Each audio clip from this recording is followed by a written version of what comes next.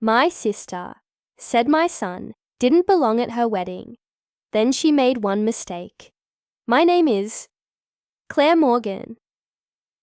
And for most of my life, I was the quiet daughter, the one who apologized first, the one who stayed silent at family dinners, the one who smiled when my older sister, Rebecca, made another joke at my expense.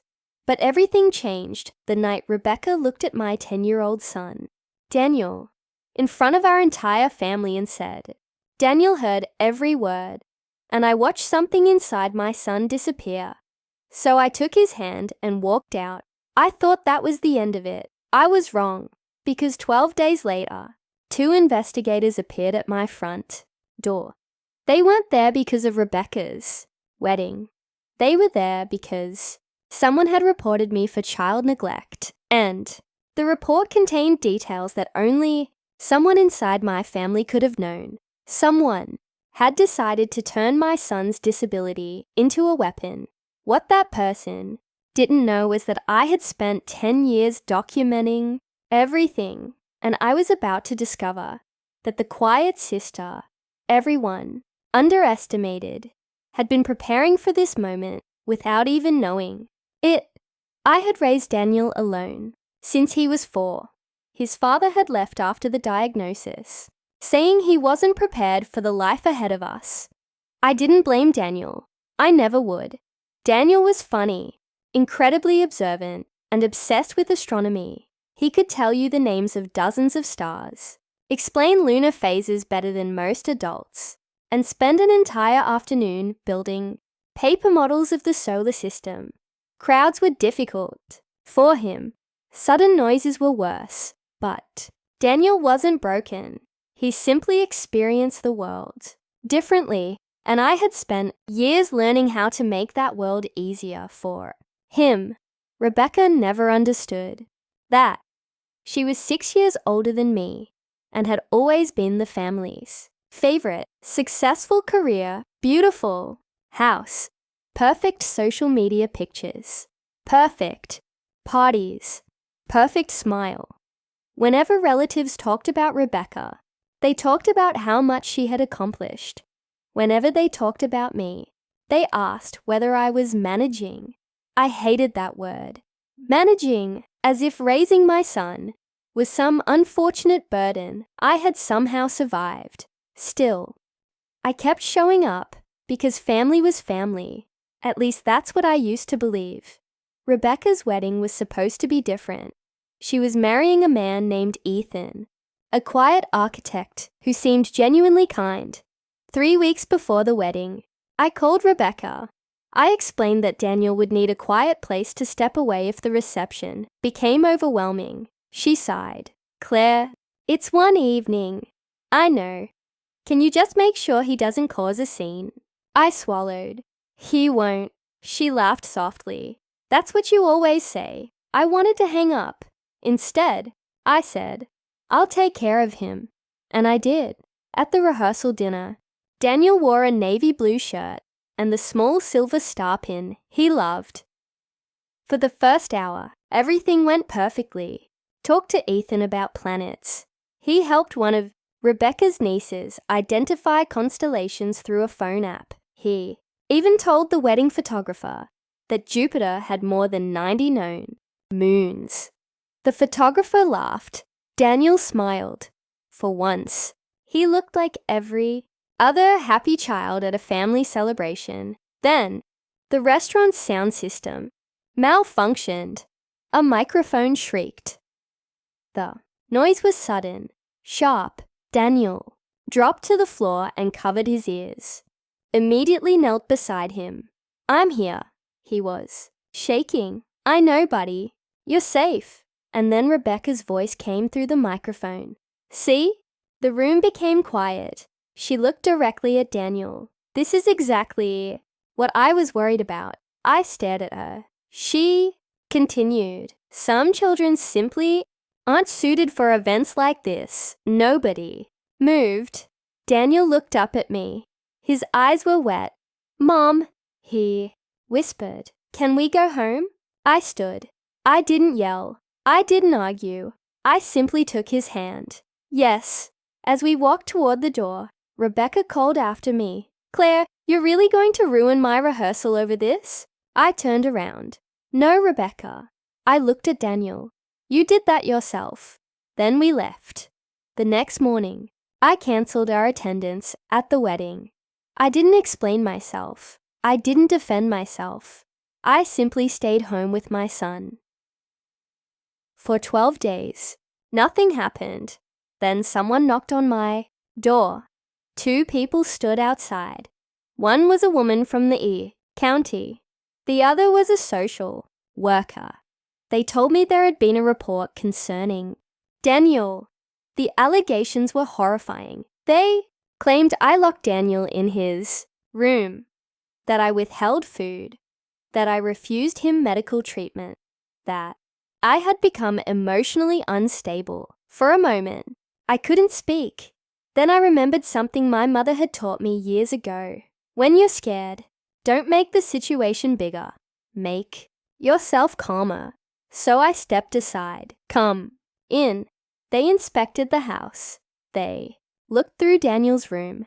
They saw his books, his telescope, his astronomy charts, his carefully organized collection of rocks. They interviewed his teacher, his pediatrician, his therapist, and every person they contacted said the same thing.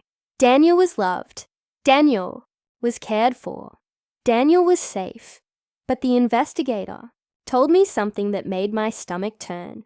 The report mentioned the rehearsal dinner, not vaguely, specifically. The reporter knew Daniel had been sitting near the sound system.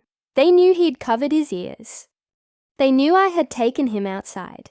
They even claimed I had dragged him away while he was crying. Only someone who had been there could have described it.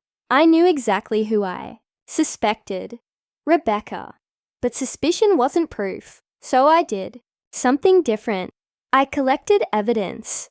Every medical appointment, every school report, every therapy record, every message from Daniel's teachers, every note from his doctors. I organized everything into folders. Then I found the wedding coordinator's messages. 3 weeks before the rehearsal, I had written to her about Daniel's sensory needs. She had replied.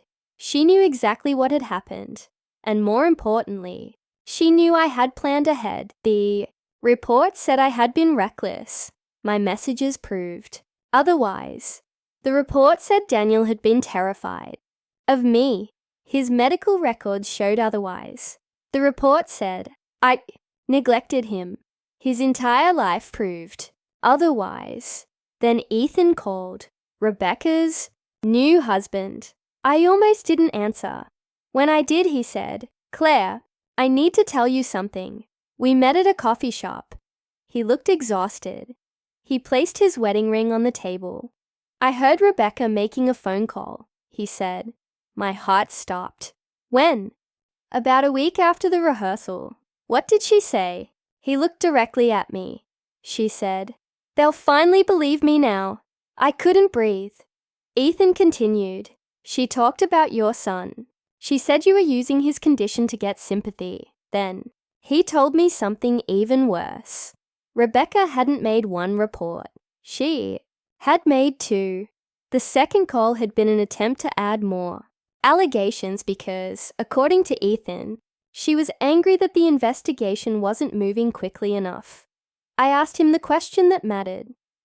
"Will you tell the investigator?" He nodded. "Yes." 6 weeks after the original visit, the county sent me a letter. I opened it at my kitchen table. My hands were shaking. Then I saw the words, "Unfounded. Case closed. No safety concerns identified."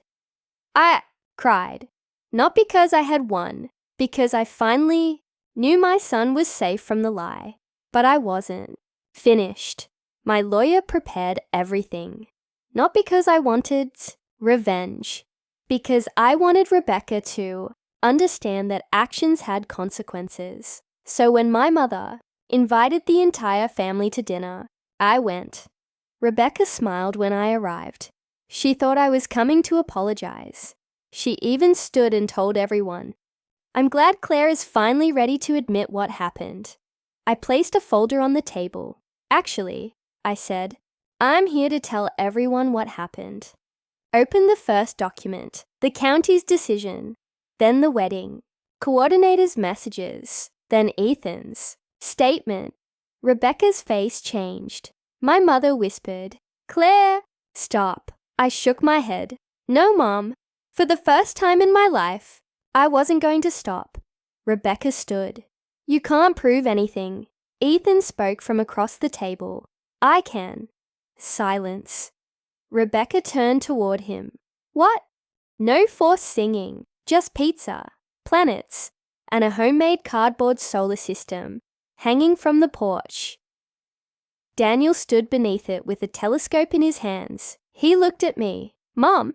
Yeah? Is everyone okay with me being here? My heart broke. I walked over and hugged him. You don't need permission to belong, he smiled. Then he pointed toward the sky. That's Saturn. I looked up, and for the first time, I understood something. My son had never been the problem. The problem was a family that had spent years demanding that he become smaller so other people could feel comfortable. I spent years thinking strength meant fighting back loudly. I was wrong. Sometimes strength is staying calm, keeping records, protecting your child, and refusing to let someone else's cruelty become your truth. Daniel never needed to become normal. He only needed people around him who understood that different never means less. And that is what I finally gave him. A home where he never had to apologize for being himself. If this story touched you, remember this.